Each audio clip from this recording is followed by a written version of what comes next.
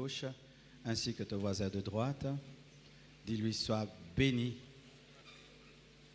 et sois le bienvenu dans ce mois de puissance, ce mois de Pâques. On peut me couper, il y a un bruit de fond là. Nous sommes debout, s'il vous plaît, nous allons lire la parole de Dieu. Jean 11, verset 1er. Le thème de mon message, c'est « Ton problème face à la puissance de la résurrection ». Tu peux le dire à ton voisin de gauche, ton voisin de droite, celui de devant, celui de derrière, celui qui a le visage de la foi. Amen. Jean 11. Il y avait un homme malade, Lazare, de Béthanie, village de Marie et de Marthe, sa sœur. On va m'accompagner avec Folegen. C'était cette Marie qui oignit de parfum le Seigneur et qui lui essuya les pieds avec ses cheveux. Et c'était son frère Lazare qui était malade. Les sœurs envoyèrent dire à Jésus, « Seigneur, voici, celui que tu aimes est malade. » Après avoir entendu cela, Jésus dit, « Cette maladie n'est point la mort, mais elle est pour la gloire de Dieu, afin que le Fils de Dieu soit glorifié par elle. » Or Jésus aimait Marthe et sa sœur et Lazare. Lors donc qu'il lui apprit que Lazare était malade, il resta 2 jours encore dans le lieu où il était. Et il dit ensuite aux disciples, « Retournons en Judée. » Les disciples lui dirent, « Rabbi, les Juifs tout récemment cherchaient à te lapider, et tu retournes en Judée. » Jésus répondit, « Il n'y a pas 12 heures au jour. Si quelqu'un marche pendant le jour, il ne bronche point, parce qu'il voit la lumière de ce monde. Mais si quelqu'un marche pendant la nuit, il bronche parce que la lumière n'est pas en lui. » Après ces paroles, il leur dit, « Lazare, notre ami, dort, mais je vais le réveiller. » Les disciples lui dirent, « Seigneur, s'il dort, il sera guéri. » Jésus avait parlé de sa mort, mais ils crurent qu'il parlait de l'assoupissement du sommeil. Alors Jésus leur dit ouvertement, « Lazare est mort. » Et vous connaissez la suite de l'histoire, n'est-ce pas? Tout lecteur de la Bible connaît la suite de l'histoire. Acte 26, verset 23. La Bible dit, Acte 26, verset 23, ok. « Savoir que Christ souffrirait et que, ressuscité le premier d'entre les morts, il annoncerait la lumière au peuple et aux nations. » Apocalypse 20, versets 11 à 15. « Puis je vis un grand trône blanc, et celui qui était assis dessus, la terre et le ciel s'enfuirent devant sa face. Il ne fut plus trouvé de place pour eux. Et je vis les morts, les grands et les petits, qui se tenaient devant le trône. Des livres furent ouverts. Et un autre livre fut ouvert, celui qui est le livre de vie. Et les morts furent jugés selon leurs œuvres, d'après ce qui était écrit dans ces livres. La mer rendit les morts qui étaient en elle, la mort et le séjour de mort rendirent les morts qui étaient en eux, et chacun fut jugé selon ses œuvres. Et la mort et le séjour des morts furent jetés dans les temps de feu. C'est la seconde mort, les temps de feu. Quiconque ne fut pas trouvé écrit dans le livre de vie fut jeté dans les temps de feu. » Asseyez-vous, s'il vous plaît.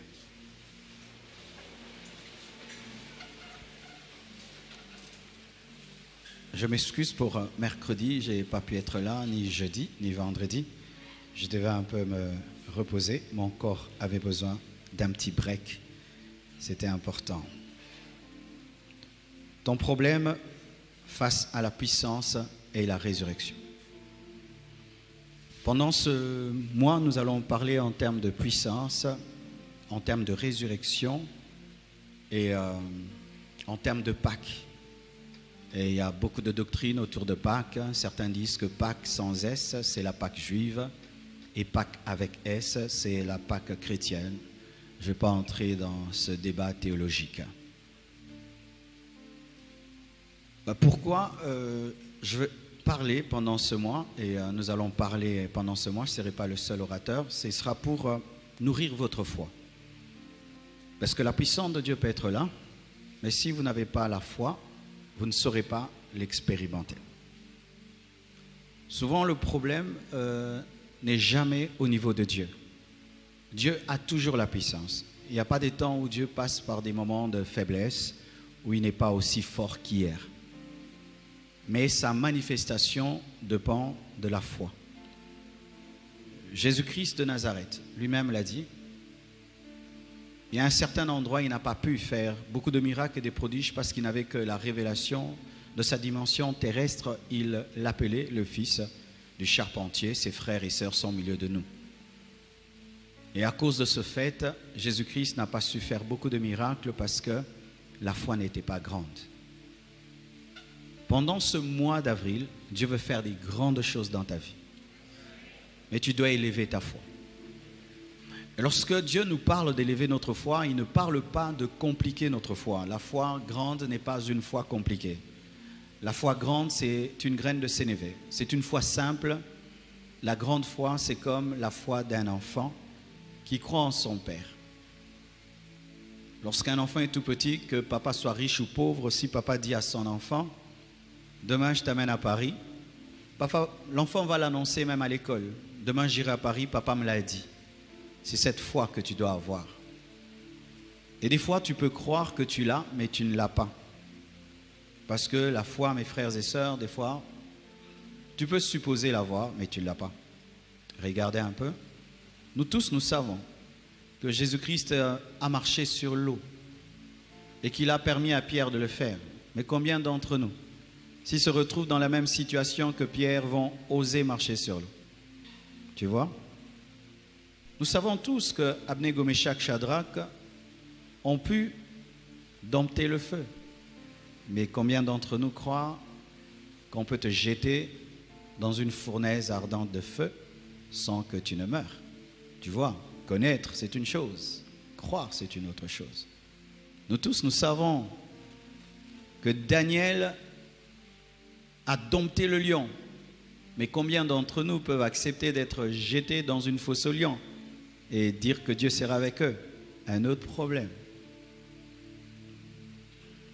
Je ne pense pas que je dirai des choses nouvelles. Je ne pense pas que je dirai des choses extraordinaires. Mais est-ce que tu crois ces choses? Parce que la connaissance est bonne, mais si tu n'ajoutes pas la foi à la connaissance, la foi ne sert à rien. Plutôt, la connaissance ne sert à rien. Et je vous assure, Dieu va faire des grandes choses pendant ce mois d'avril. Mais tu dois élever ta foi. Dis à ton voisin, tu dois élever ta foi. Tout d'abord, j'aimerais définir c'est quoi la résurrection. La résurrection, c'est le fait que l'âme retourne dans le corps. C'est le fait que l'esprit retourne dans le corps. Parce que l'âme peut quitter le corps. L'esprit peut quitter le corps. Les occultistes arrivent à le faire pendant un temps. Leur âme reste dans le corps et puis l'esprit vagabonde. Ils appellent ça le voyage astral. Mais là, l'âme est toujours là. Mais quand l'âme et l'esprit, les deux, quittent le corps, c'est la mort. Mais quand l'âme et l'esprit reviennent dans le corps, c'est la résurrection. Ainsi, je crois peut-être que dans les hôpitaux, il y a beaucoup de résurrections que les médecins ne voient pas. Ils pensent qu'il est dans le coma alors qu'il était mort et puis Dieu lui a dit de rentrer. Je connais personnellement quelqu'un comme ça dans ma famille qui est morte. Et les médecins ne savaient pas. Elle est partie vraiment au ciel et puis Dieu lui a dit rentre. Elle est rentrée. La résurrection, c'est donc le retour à la vie. Pour parler de résurrection, il faut d'abord qu'il y ait la vie et que cette vie s'estompe et puis que cette vie revienne. Sans cela, il n'y a pas résurrection. Alléluia. Revivre. Et la résurrection, c'est la victoire sur la mort. La mort qui est le plus grand problème physique de l'homme, pas le plus grand problème spirituel de l'homme. Le plus grand problème spirituel de l'homme, c'est le péché. Mais le plus grand problème physique de l'homme, c'est la mort. C'est pourquoi lorsque quelqu'un fait marcher un paralytique, c'est extraordinaire.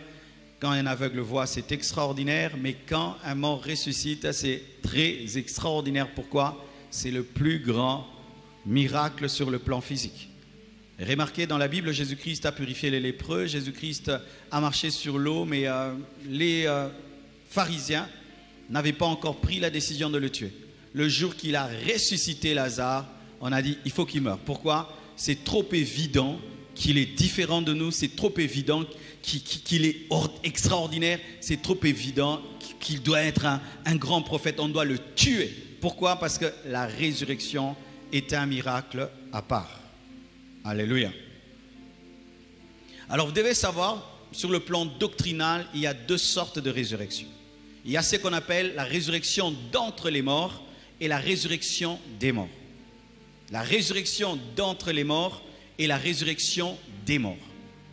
Quand on dit ressusciter d'entre les morts, c'est-à-dire un mort, 2 morts, 10 morts, 1000 morts qui sortent des morts mais qui laissent d'autres morts. Alléluia. La résurrection d'entre les morts, c'est un groupe de morts ou un mort qui sort de la mort mais qui laisse d'autres morts. Ainsi, vous allez remarquer dans la parole de Dieu, parce qu'il y a au moins 14 miracles de résurrection clairs dans la Bible, la plupart de ces miracles, ce sont des résurrections d'entre les morts, mais pas